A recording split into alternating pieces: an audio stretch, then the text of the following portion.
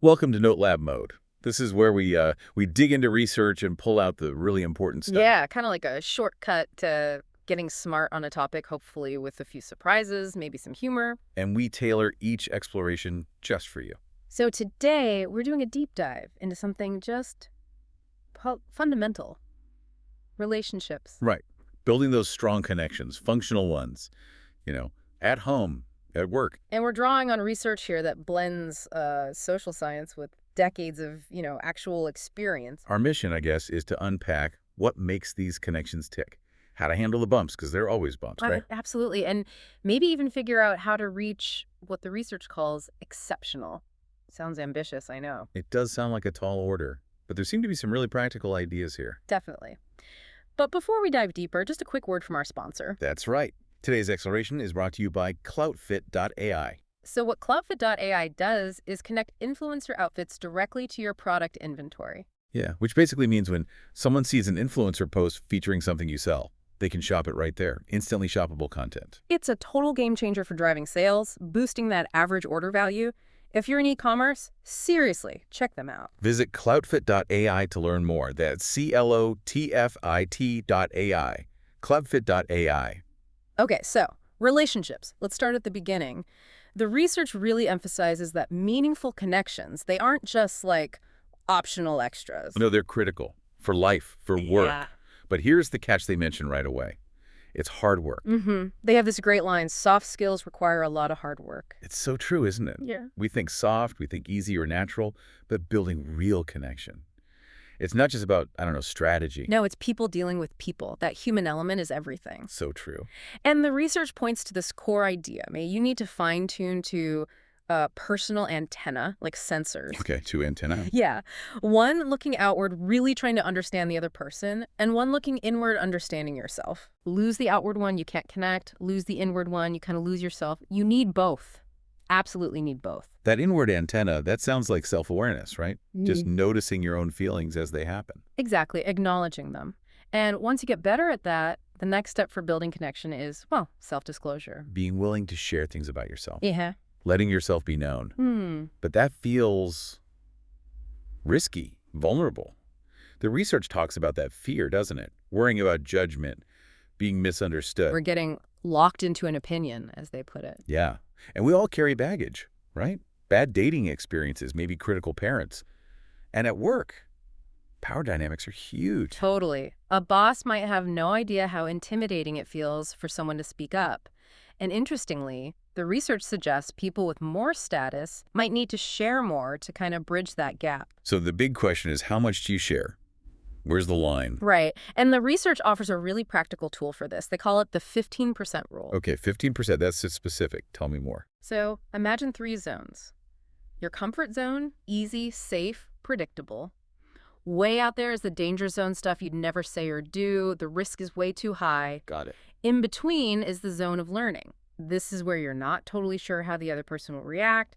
There's some uncertainty, maybe a little anxiety. So the 15% rule is about nudging into that learning zone. Exactly. Growth happens when you intentionally stretch into that zone by about 15%. It's not a massive leap. Okay. Think about learning to ski. You master the bunny slope, right? Your comfort zone. You don't then immediately try the steepest black diamond run. That's the danger zone. Go away. You try a slightly harder green run. Maybe feels, 15% scarier. Bit of nervousness, but you're probably not going to crash and burn. That makes perfect sense. It's manageable. Like the Elena example in the research. She wanted Sanjay's advice, but held back. Right. She was worried he'd judge how she handled things with her coworker. Staying silent kept her comfortable, but it didn't build the trust she wanted with Sanjay. So the 15% rule would say she could have shared just a little more than felt totally safe. Exactly. Just enough to test the waters, see his reaction, build that connection bit by bit. Okay. Moving on, the research really emphasizes emotions, not just for disclosure, but everywhere in relationships. Oh, absolutely. And they point out emotions aren't neat and tidy. You can feel opposites at the same time, like excited and nervous. Definitely felt that. And what's really key is the language we use for feelings. There's a huge difference between actually expressing an emotion and just stating a thought disguised as one. Like saying, I feel upset versus I feel like you want to dominate. Exactly. That little word like or that after, I feel, is the giveaway. Ah, the test they mentioned. Swap in think for feel. Right. If I think you want to dominate makes sense, then I feel like you want to dominate was actually a thought, an interpretation. And the impact is totally different. Hugely different. I feel irritated and dismissed. That's about my internal state. It's my data. I feel that you don't care. That's an accusation about your intentions. Instant defensiveness. That subtle shift is, wow, powerful. It really is. And the research also looks at why we sometimes just block emotions. Yeah, like thinking, I shouldn't feel this way. Envy, maybe? Or hoping it'll just go away if you ignore it. But it usually just festers, right? Or Yeah. getting tangled up when you feel contradictory things. And what if you're just really, really angry? Good question. What do they suggest? Basically state it. Say you're too upset to talk clearly right now and need a break. I'm too angry to discuss this productively. Can we pause for an hour? Something like that. That's much better than blowing up or shutting down. Yeah. Letting them know what's going on for you. Exactly. Okay, so we've got self-awareness, careful disclosure, using precise language for feelings. What about when those feelings are about someone else's behavior? Feedback comes in here, right? Absolutely. Giving and getting feedback is presented as essential, crucial for growth and for stopping small issues from blowing up. And they have another great, simple concept for this, the net analogy. Yeah, like a tennis net. Your job is to stay on your side of the net. Meaning? Talk about your reality, your feelings, your needs, the impact of the other person's behavior on you. That's your side. Okay. You do not cross the net by guessing their intentions or motives. No, you did that to upset me, or he meant to be disrespectful. Right. Like Elena again. When her boss was terse, she focused on the impact. She felt dismissed. Not, Rick, you were trying to shut me down. Exactly. And even when Sanjay gave her feedback, her internal reaction was about the impact on her. I am less open to yours. She owned her reaction. So why is staying on your side so effective? Because the impact on you, that's data only you have. The other person literally cannot know how their actions landed unless you tell them from your side. And sharing that personal data makes them less defensive. Much less defensive. And more likely to listen, maybe explain their side, or just be curious. It opens a door instead of slamming one. The research frames feedback as data. A gift, even if it comes in Iggly wrapping. Like that student telling Carole, the author, that looking at her watch made him feel disrespected. Probably stung, right? Oh, for sure. But incredibly valuable data for Carole about her impact. And it needs to be specific, timely. Nice job doesn't help much. Right. When you did X, the impact on me was Y, and I felt Z. That's useful, and saying it soon after it happens makes a bigger difference. Okay, got it. Building blocks. Awareness, disclosure, feelings, feedback. But what happens if we don't address those little annoyances? The pinches, they call them. Yeah. They don't just vanish. The research is clear. Those pinches build up. Often unconsciously, they become crunches or full-blown log jams. Like Jessica being annoyed, her brother Ryan always makes the plans.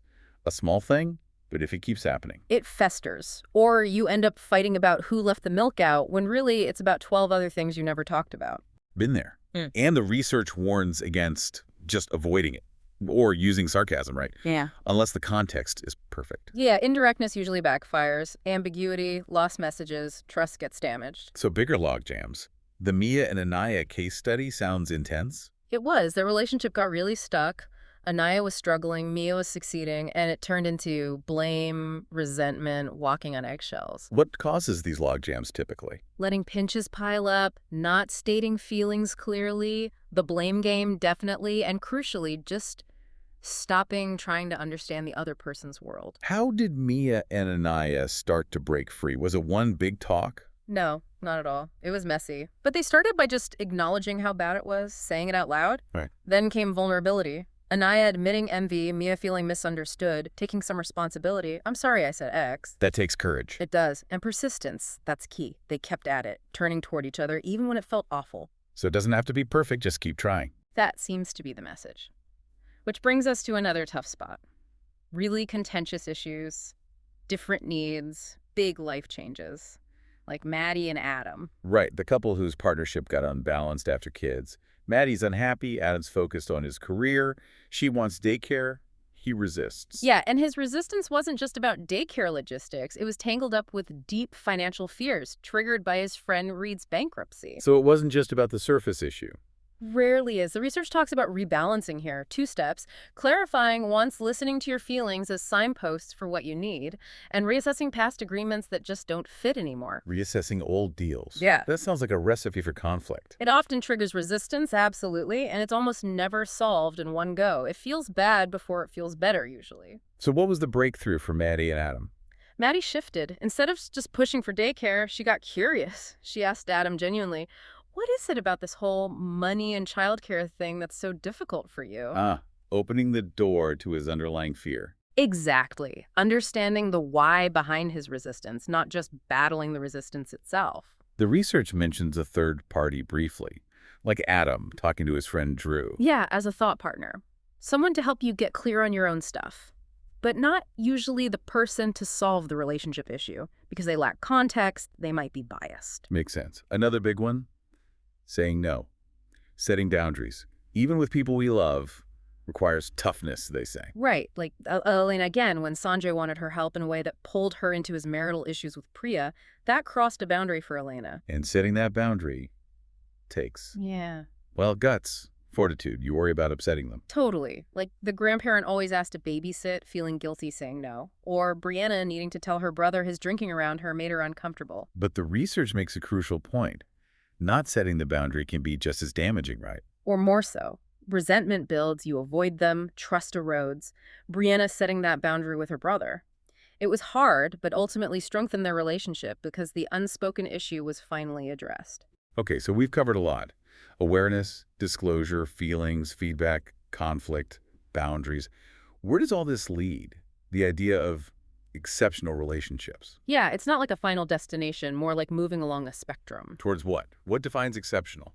Deeper disclosure, more mutual support, genuinely challenging each other to grow, a real commitment to learning together. Does it just happen sometimes? Yeah. Or do you have to go through fire? Both, it seems.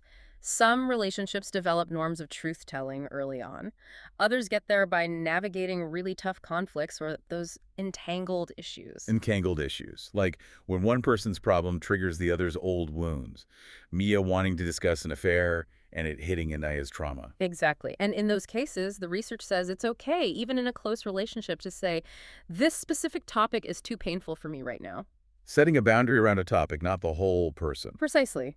You state your limit based on your pain without rejecting them entirely. But it's not always possible to get to exceptional, is it? The research acknowledges that. Right.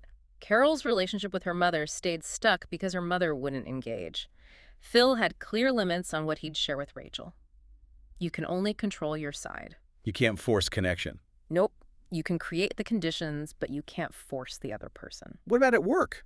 Can professional relationships be exceptional? With hierarchy and competition and all that? The research argues yes, definitely. Maybe not the same kind of intimacy as a personal relationship, but the core skills apply. Disclosure, directness, feedback, tackling issues, addressing power dynamics. All of it.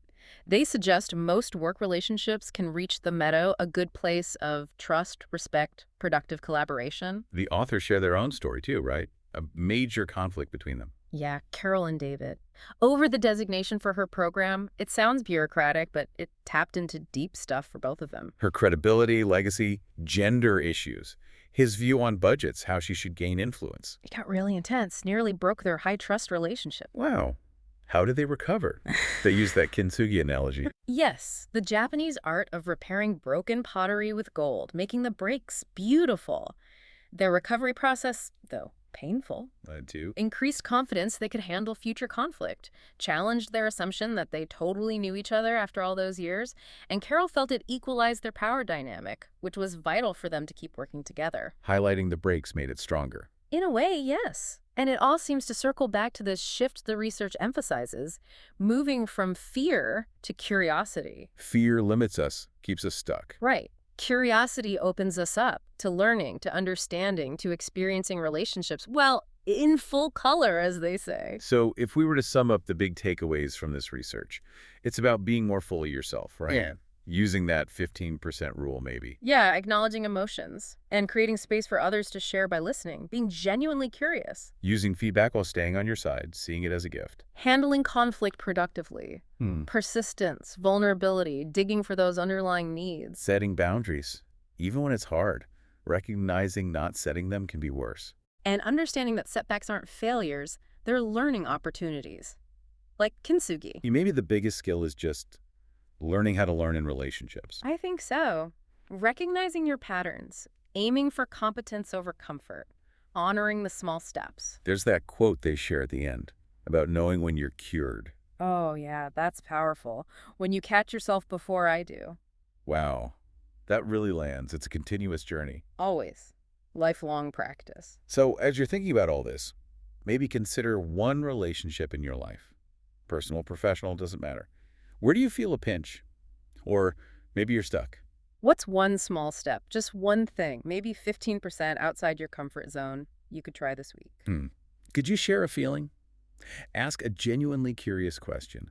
Offer some specific feedback carefully from your side of the net. Something to think about. Thanks for joining us for this exploration. Yeah, thanks for tuning in. If you found this helpful, maybe share it with someone else. Yeah, please subscribe to Note Lab Mode so you don't miss our future deep dives. Finally, a huge thank you again to our sponsor, Cloutfit.ai. Making influencer content instantly shoppable. Check them out, see how they can boost your business at Cloutfit.ai. That's CLOUTFIT.ai. Until next time.